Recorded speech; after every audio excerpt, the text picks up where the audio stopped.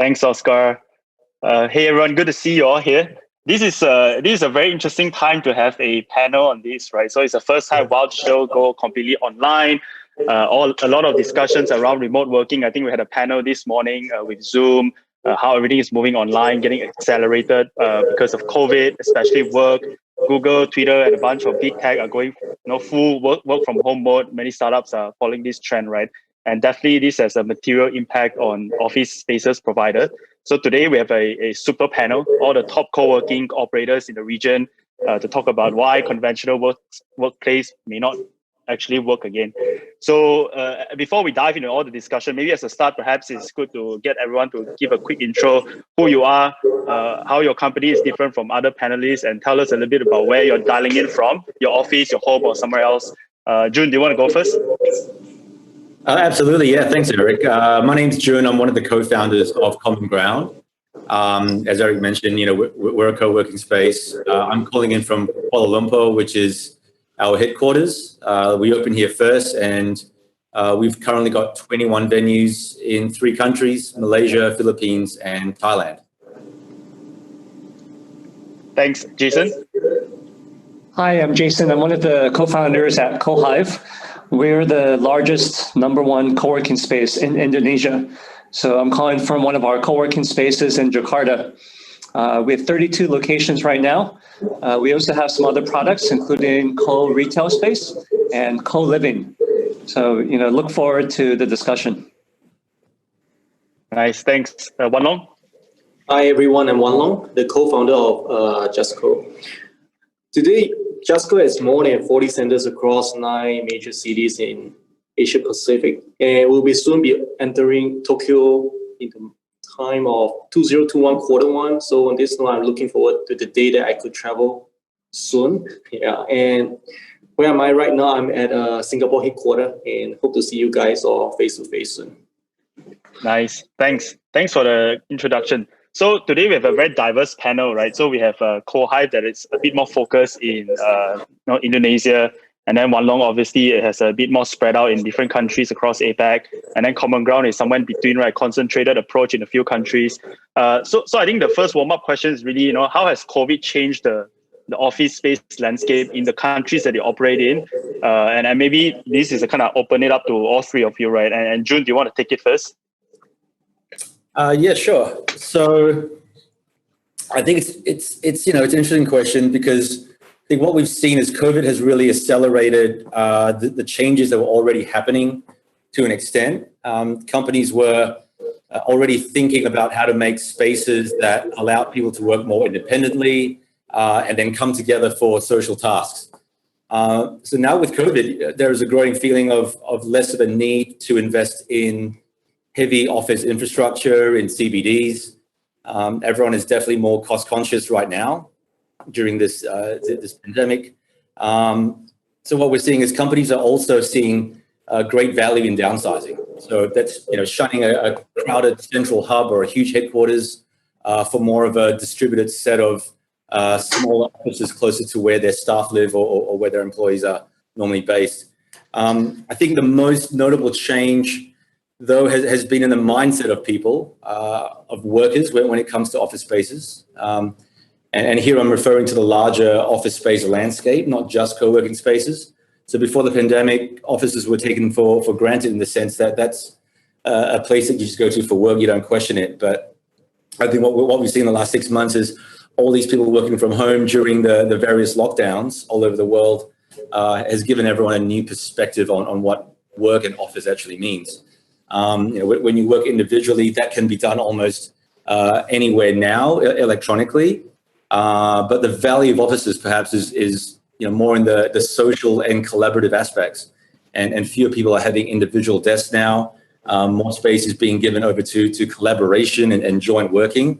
And we can see that being accelerated. As a result of that, from what we're seeing at Common Ground, we've seen an increase in hot deskers, larger corporates that have given their staff an option to work from home or from a co-working space close to where they live, rather than working from home all week or working from the office all week. Interested to hear what you guys are seeing in your respective countries as well. Jason, do you want to go next? Like, how's things coming along in Indonesia? Sure. So there's the common saying that, it takes something dramatic to change people's behavior. So because of COVID, in our industry in Indonesia, we're starting to see a big shift now in the office market. So companies who traditionally had 5 to 10-year fixed leases with traditional landlords are now willing to leave their spaces for flexible spaces and co-working. So companies, maybe before they had 100 people with an entire floor, today they've downsized to 10, 20 people. So they no longer need that space for the whole floor. So now, companies are moving to our spaces, and we're able to provide the flexibility for them where, next month, 6 months later, they might be 5 people or they might be back to 100 people. And for us being the largest co-working space provider in Indonesia, we have that flexibility in the relationship with landlords to offer that to companies. So I think that's been the biggest shift for us that we see because of COVID. Interesting. And Wan Long, how about yourself? Like maybe I'll just add a little bit of flavor to the question, right? So beyond the general trend, like what has been the biggest surprise to you, whether positive or negatively, that you see across the region you guys operate in? Yeah, it's a good question. I think people really want to know what exactly happened in the pre or post-COVID time and how we forecast the post-COVID time and how people would behavior change towards this time. So I think COVID-19 has actually threw the world many surprises and shocks. For me, a very big negative surprise was, of course, many countries that include some of the countries that we operate in, Singapore, Jakarta, and most recently, the most heavily locked down country, Australia, into a very challenging position. So whether semi-lockdown or total lockdown, this meant that the business activity and transactions were at some point at its lowest. I could easily say that there's no business during that time. Nobody would actually come out for viewing. All the corporates enterprises are, cautious about their decision. They want to wait and see if the vaccine is going to come out soon or not. So people are very cautious. And this was, of course, very extreme challenging for us as well. For our existing clients, we had to remain operationally available, oftentimes also remotely. For new business, it was really bad. So on the flip side, I thought that, the good surprise, as what Juhn and Jason rightfully mentioned, is, ever since the COVID, we have definitely gathered a lot more positive traction in terms of how people perceive our industry. Because COVID highlighted the need of flexibility. Not saying that they don't know before that, but it really takes a big event like this, like what Jason mentioned. I really like that term. It changed our mindset so much that we have been offering them to be more agile, and we becomes really part of their real estate strategy solutions. Businesses were able to push to implement work from home, flexible work arrangement, and whichever proved possible. So good thinker, I feel that we suffer for the past few months, but if we look at 2 years, 3 years down the road, it's going to be a lot of goods in front of us. Makes sense. I think COVID has definitely caught everyone by surprise, or anyone that has any physical presence in their business. I think this is a question that I feel like a lot of business owners face in the last 6 months, right? Like a lot of decisions has to be made. Like amongst all of you, right? Like what is the single toughest decision that you had to make in that period? Juhn, do you want to go first? I think it was probably a couple of things. Obviously, one is having to really reduce our cost and finding that balance between still offering great service and all the trimmings that come with a nice co-working space, but obviously trying to retain profitability and trying to keep costs down and run a lean team. So that was probably some of the hardest things we had to do over those few months of a total lockdown, working out how to reduce some of that OPEX. And I think it's also juggling our ambitions to keep expanding. So we had a lot of plans in the pipeline, a lot of commitments that we wanted to make, and it was a matter of just having to to say no to some of those things this year till we get a clear line of sight on how things are going to pan out. Jason, do you echo the same sentiment, or is it a bit different for you? It's a very similar sentiment. So for us, we ended up closing, 2-3 centers, just because the centers, were not profitable and the landlords were not willing to help us at all during the COVID time. So during COVID, we really realized how closely we had to be aligned with the landlords, and many of the landlords were really willing to help and support us through the difficult times of COVID. So, really, adjusting our business model, where today, we've shifted from traditional fixed leases to more of a franchise business model with the landlords. So it's more like a partnership working side by side with them. And of course, like Juhn said, reducing our costs to make sure the costs are in line with the business. Wan Long, how about yourself? Mainly, I narrowed down to 2 points. One thing is, of course, I don't want to elaborate anymore. Juhn and Jason, I think they are spot on. Reducing costs is all the companies like us are looking at. I think it's also the good time for us to right size, efficient, make all our resources become much more efficient. But like what I say, I always look on the bright side. I always look on the bright side of how am I going to stay engaged after this time has passed. So we actually are looking forward to see how we can provide a better solution for our customer. So in times to come, and in fact, this month we have just launched a platform which is an on-demand platform for workspace. People log on to the apps, they have the options to work from anywhere, anytime, and they don't have to commit to anything, which is what agility they need at this moment. So things like this, we are trying to evolve from times like this. So I think we are doing a lot of things to look at 2 or 3 years time. So right now, I think it's a little bit of a down for everyone, but I think we should always look for the better in times to come. So speaking of changes in the way we work, right, and obviously working remotely these days is like a big trend, right? So Wan Long, you pointed out just now you had these new on-demand workspaces. In terms of working remotely or digital nomad as a concept, do you think it's here to stay? Yeah, the existence of remote working have actually existed way before pre-COVID. It's just about the degree of how much do you work at home and how much do you work at HQ.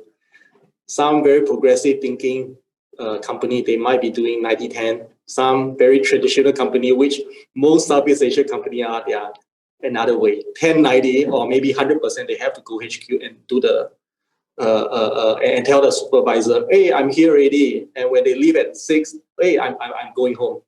So the way I see it is very fortunately for JustCo, we have always been improving the working experience for our members. And just before COVID, we were already working on an on-demand platform for workspace.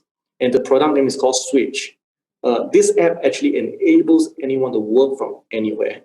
Users will only need to pay for only what they use, be it a desk, a quiet pod, a meeting room to host a meeting. And this is not just typical facilities like CBD. You're going to see all these facilities spread out across shopping malls.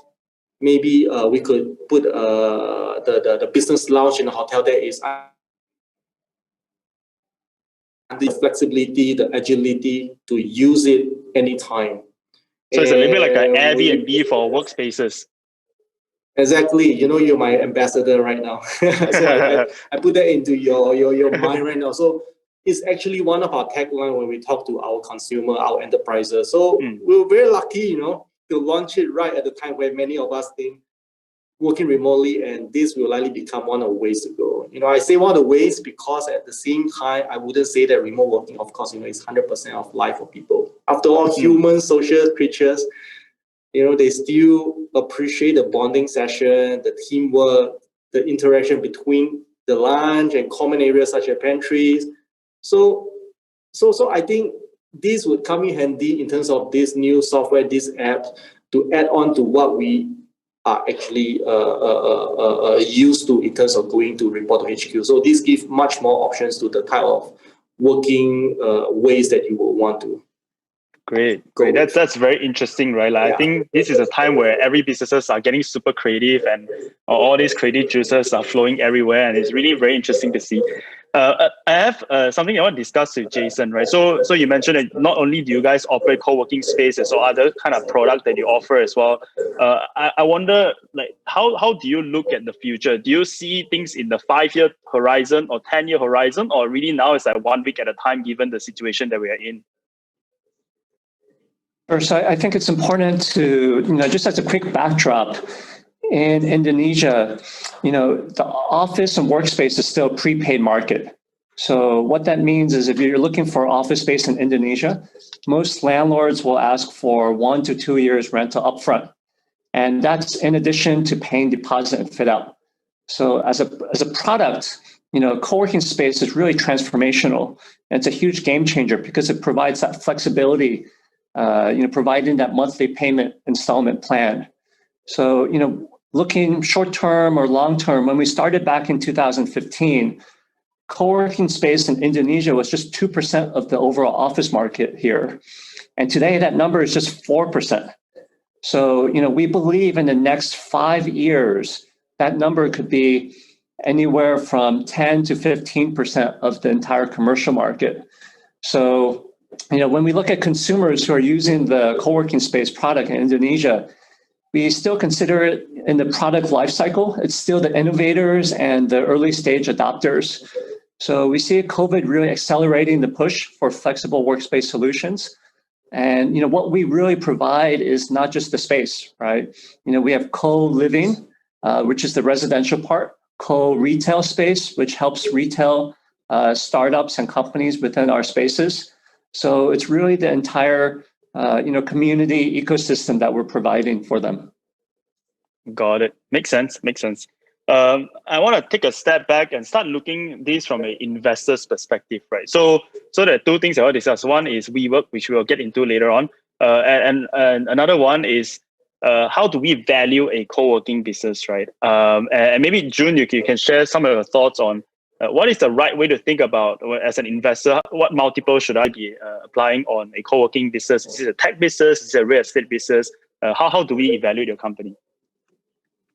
It's a good question. I think it's a question that I think all of us have had to answer to all investors in the past. Look, I think we're a bit of both. All of us here on this panel, I'm sure you'll agree, guys, is we have a business that has elements of real estate, of prop tech, and hospitality, all in one. But at the very core is a property business that provides a plug and play office in a vibrant community. At the same time, we're cultivating an ecosystem that enables our members their day-to-day office functionalities using our own apps. Much like you guys, the Common Ground app, I'm sure it's the same as you guys in the sense that it sets the scene for collaborations, business opportunities, networking, partnerships, that kind of stuff. All these elements of real estate, technology, and hospitality are all under one roof. Now, but having said that, I think an investor should value our company just like they should value most other companies out there. And that's based on strong fundamentals, profitability. I think the WeWork story, which we're all familiar with, that story showed that when the basic unit economics don't work for a business, without any clear path to that profitability, it leads to sustainability issues. And our business in particular can be a very, very rewarding one, but it needs to be executed with, the right decisions, the right risk mitigation, and creating value for all our stakeholders. So, because this co-working business, it sits between the building owners and renters, it can easily get caught out during economic downturns. Rental commitments to a landlord can really be a huge liability, and occupancy of members and customers can fluctuate, especially during tough times. If done well, it can be a business that is very lucrative and solves a lot of people's problems. So, hence, if I was an investor in co-working, I would take into account not just the fundamentals, but also how each one of us would structure our business in order to protect that downside during the tough times, but then our position to maximize returns during the good times. Very, very interesting. I think you brought up the WeWork example, right? And maybe Jason, you want to share some views on that. So this is something that I suppose as an insider, when it happened, the WeWork fiasco, did it have any impact on your business? And on top of what Juhn mentioned about the fundamentals of the business, what else do you think as an operator you can learn from the whole WeWork situation? So interestingly, the impact on WeWork was actually very positive for us. So WeWork actually helped spread awareness of co-working in Indonesia. So what we saw was, many startups, they tried WeWork's product, but then they ended up joining us shortly afterwards. And whether it be because of the price, the flexibility with the number of locations that we have as the #1 co-working space, or the community platform, there's a lot of different reasons. But other than the fundamentals, I think the most important takeaway is the product market.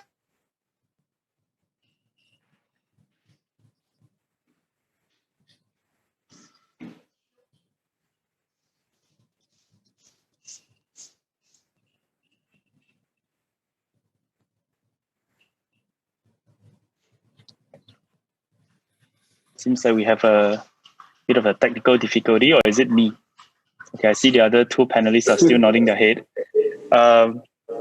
Okay, maybe I will jump onto a separate question until Jason gets back, right? So if I'm a new business owner, I have like 5 people in my. Oh, sorry, Jason. Yeah, do you want to finish what we were just discussing? Sure. I mean, I think the most important takeaway is the product market price fit, right? So WeWork tried to just copy and paste their premium product in the US. Here in Indonesia, that didn't work.